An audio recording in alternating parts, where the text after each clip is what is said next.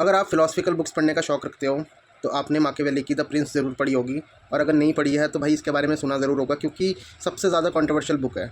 लोग कहते हैं कि ज़्यादातर जो लीडर्स होते हैं ना वो इसे ही पढ़ते हैं, क्योंकि ये बुक आपको ये सिखाती है कि एक शासक कैसा होना चाहिए। तो लोगों का ये मानना है कि ये किताब आपको बुरी चीज़ सिखाती है या बुरा बनने को कहती है या उल्टी फ़िलॉसफ़ी सिखाती है। नहीं, ऐसा कहीं नहीं। माकियावेली कहीं नहीं कहते कि आपको बुरा बनना चाहिए, बल्कि ये किताब आपको बुरे और चालाक लोगों से बचना सिखाती है।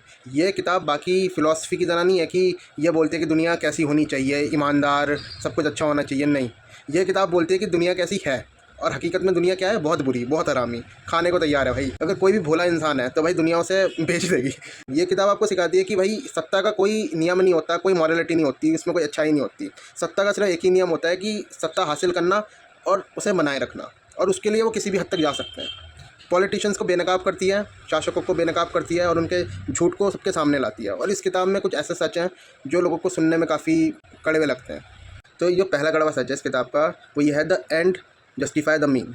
मतलब अगर आपका कोई बड़ा लक्ष्य है और उसे पाने के लिए आप किसी भी हद तक जाने को तैयार हो, आप खून खराबा करते हो, आप बहुत से लोग की जानें लेते हो, बहुत से लोगों को धोखा देते हो, आप कुछ भी करते हो, साम दाम दंड भेद, कोई भी तरीका अपनाते हो, अगर आप जीत जाते हो तो लोग कभी ये नहीं सोचेंगे कि आपने कितना बुरा काम किया। लोग बस आपका रिज़ल्ट देखेंगे, आपके अंत को देखेंगे और बोलेंगे कि आप एक महान इंसान हो।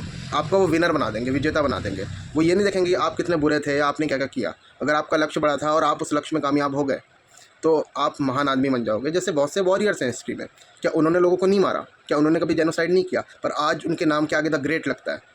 तो माकियावेली ये कहते हैं कि मॉरलिटी कुछ नहीं होती। मॉरलिटी उनकी होती है जो जीतते हैं, और जीतते कौन है? जिनके पास पावर होती है।